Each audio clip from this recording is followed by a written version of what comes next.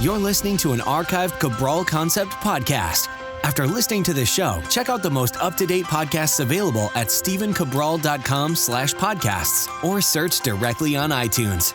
And now, welcome to the Cabral Concept, where board-certified naturopath and integrative health practitioner Dr. Stephen Cabral shares how he was diagnosed at the age of 17 with a life-altering illness and given no hope for recovery. It was only after studying and traveling all over the world did he discover how to combine ancient Ayurvedic healing practices with state-of-the-art naturopathic and functional medicine to fully rebalance the body and re-energize it with life. It's time to discover how to get well, lose weight, and finally feel alive again. And now, here's your host, Dr. Stephen Cabral. Today on our house call, I'm going to do a bunch of questions this weekend. Just 2-3 minutes per question. I'm really going to respect your time, really going to try to keep it to that 15-minute mark. That is my goal. I will go over if the information is important enough, but I'm always cognizant in the back of my mind, how can I keep this a little shorter, because I know we're all busy. But every day we talk about a different topic, a different subject, different questions, and I want you to be able to tune in every single day. So I promise I'm going to try to keep it to that 15-minute mark. All right, so let's get right into the questions. We've got great ones. I think we have 3 today and maybe 4 tomorrow. Yes, that's the case. So Mel has asked this question before, and I want to get to Mel, but I also want to do a whole podcast on this. But Mel asks, "Hi, Dr. C. I'm trying this again. Hopefully it reaches you.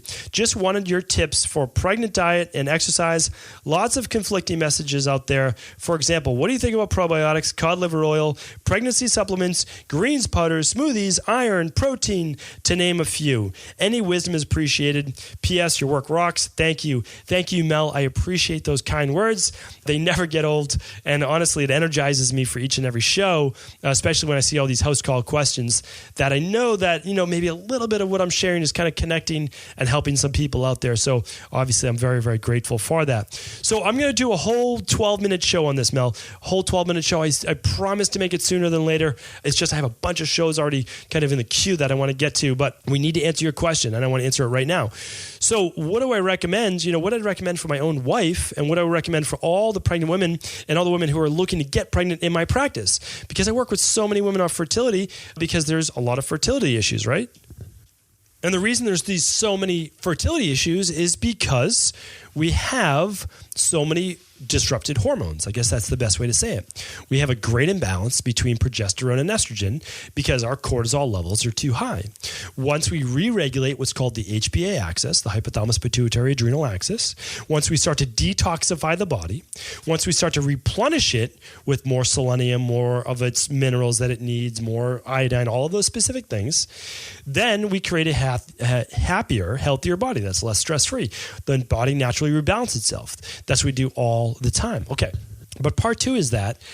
So there's always been I'm going to go through it again, a prenatal diet. That means before you get pregnant.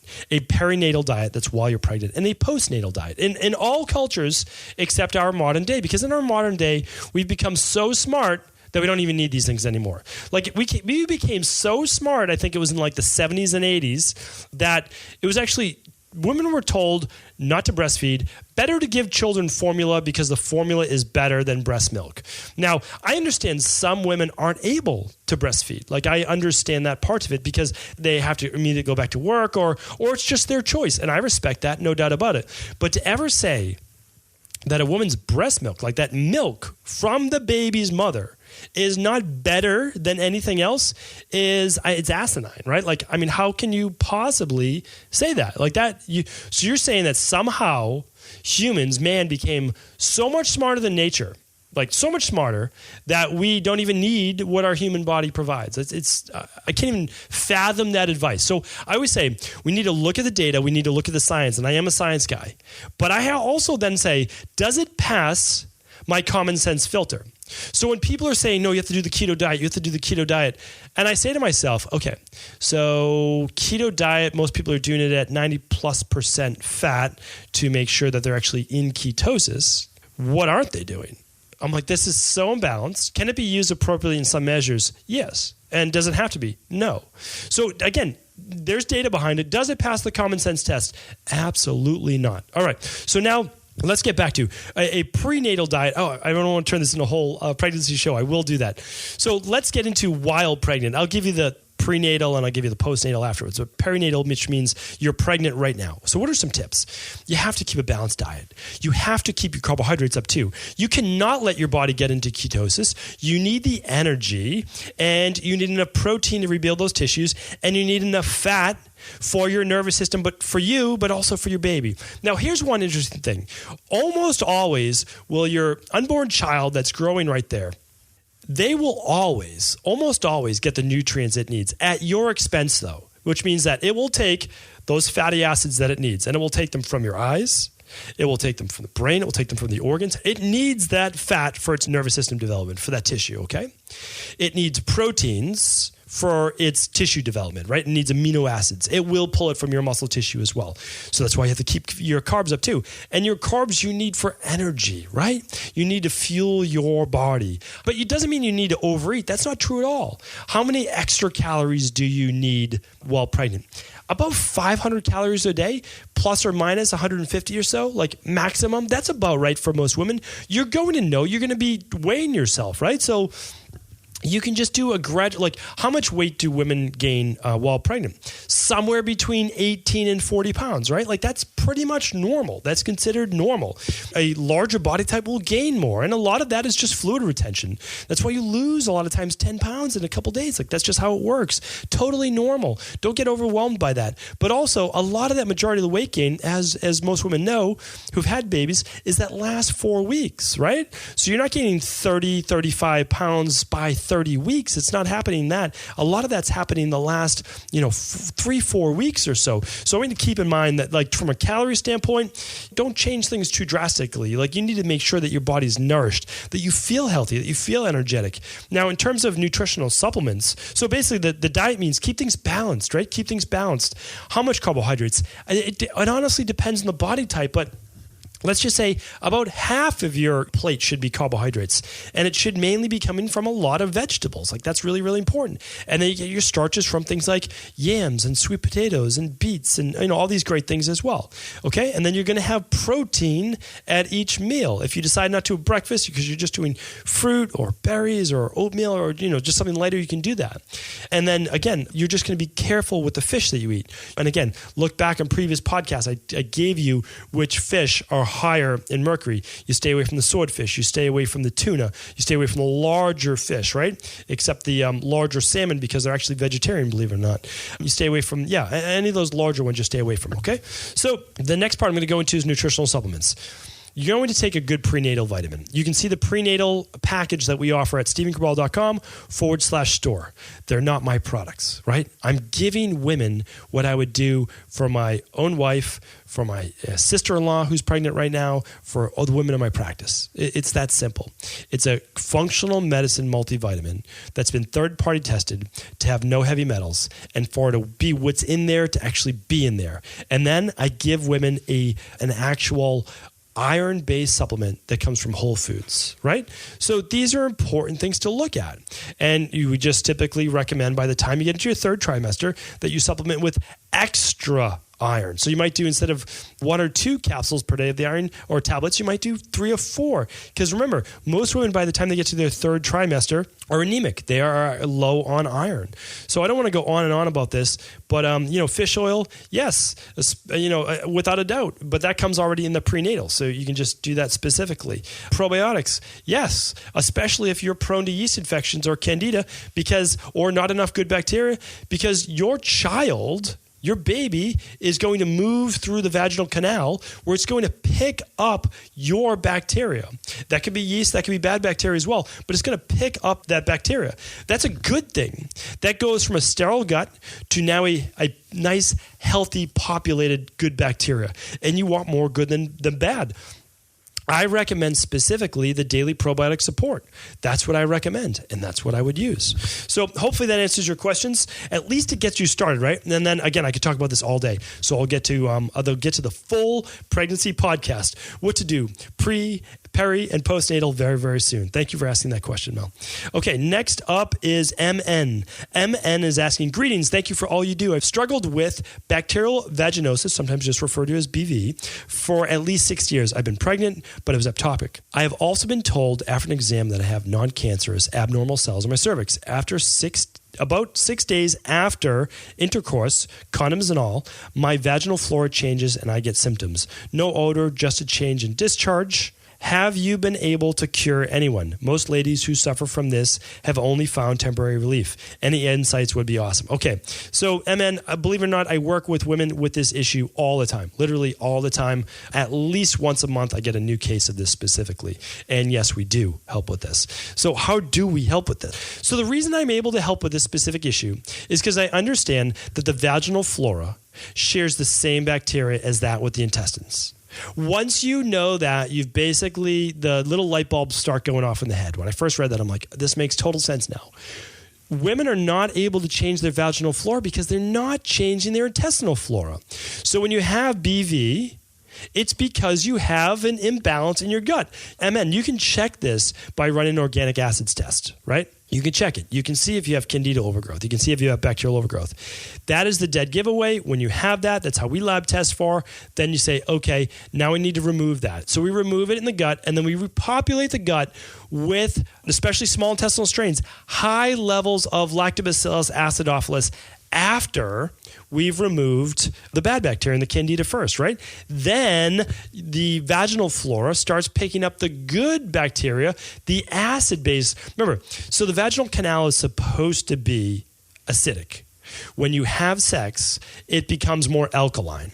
When this happens, you can then get bacterial overgrowth because you've changed the pH, right? So again, once you know the physiology of the body, you can go about correcting it and the underlying imbalances. So we will not only change the intestinal flora, again, we wipe out the bacteria, we wipe out the candida. You can see our supplement package right at stevencabral.com/store. This is what we do all the time. I'm just giving you it. This is what we do. And it's like the same price. We do the same thing in our clinic in Boston. And then we also typically we'll do a vaginal suppository to wipe out the bad bacteria too, because again, women don't want to live with the symptoms, so we might as well get rid of that. Some women go right for the borax capsules, or you can just do a lactobacilli insert as well, just literally a probiotic with Lactobacillus acidophilus. So what we're doing is we're basically adding in more acid-based bacteria to kill the other bacteria that is overpopulated, right? So a lot of women with BV even get a culture and says, oh, well, you have high levels of Lactobacillus acidophilus. Well, the reason they have that is, again, if you know physiology, and I'm being kind of like, I don't know if I'm being facetious or not right now, but it's just not taught in medical school, right? It's just not. So the reason you would have an overgrowth of this lactobacillus, if they did a culture, is because you have high levels of yeast. And lactobacillus will actually overgrow to kill yeast, to try to keep it in balance. Again, all of this is very complicated, but when I've been doing it a long time and I've seen it work, I know how the body works. I know why the body's doing this.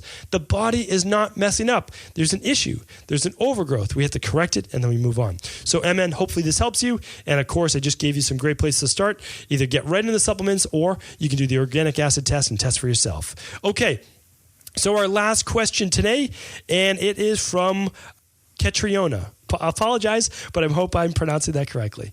All right. Hi, Dr. Cabral. I just recently found your podcast and I've really enjoyed listening to it. It's great to hear such a variety of topics and great information on a daily podcast. I suffer from a rosacea on my nose. It can be quite red and ugly looking at times. It was fine for years, but has flared up quite badly over a few months ago. My diet is healthy. I'm hydrated. I eat lots of vegetables, lots of green vegetables, good quality protein, and gluten-free. Is there any natural treatment available to help this condition apart from having to take antibiotics? Do you know any supplements or food regimen that might help improve it in any way? I would appreciate any suggestions, advice. Thank you, and thanks for all the advice given so freely in the show. Regards, listening from Ireland. Thank you for writing in. I appreciate that. Let's answer your question right now. All right, so here's the interesting thing. We know that antibiotics can help with rosacea. So now, I always say, so now, what does that tell us? Remember, I mentioned this previously on a podcast. I always ask people, have you done anything in the past, whenever I'm speaking with them over Skype or whatever it might be, have you done anything in the past that has worked, whether it's pharmaceutical drugs or whether it's natural, or has it ever subsided for a certain period of time? And if they give me an answer, like it worked on a specific drug or whatever might have happened, something like in this case, antibiotics can help with rosacea. Well, why would that be? So antibiotics kill bacteria, right? Okay. So if rosacea goes away if you take antibiotics, then what might you have an issue with right now? Bacterial overgrowth in the gut, right? Or bacterial overgrowth actually in that specific spot in the face. Usually it has to do more systemic wise, right? It just comes out on the face itself, just like eczema, psoriasis, any of these things specifically. But here's the other thing. They've also shown that sometimes acne or rosacea has to do with parasites or mites. But again, would those work if you gave antibiotics? Yes. So now let's take another step back. If this is true, what might we have to do? We might have to look deeper into the gut, kind of like the last answer I just gave MN. You could run an organic acids test, and it tests for candida, it tests for, again, bacterial overgrowth. Or you could do what we have people do as well and just go on to that candida and antibacterial overgrowth. Now, remember, if I give this answer a couple times, it's because people's symptoms show up in different ways because of genetics. But the same underlying factor, and this wasn't planned this way, can take place. Meaning, like, we know that 90% of all autoimmune-based issues come from intestinal permeability or leaky gut, right?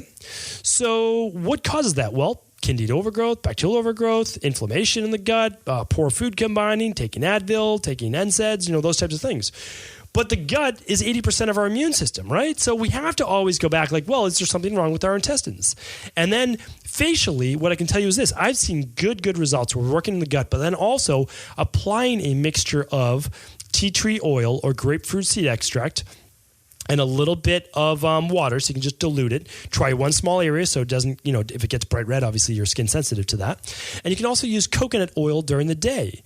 Both of those things have worked fantastically well. Tea tree oil or grapefruit seed extract, coconut oil during the day. It will moisturize. It will help. It's also a natural antifungal. So keep in mind, it's caprylic acid and lauric acid in coconut oil. The medium chain triglycerides don't do anything really for that part of the face. It's the caprylic acid that really helps with that yeast overgrowth. Some people do boric acid washes as well. I just gave that as a potential vaginal suppository if you put them in vegetable capsules. Some women do that and get excellent results, really excellent results with BV.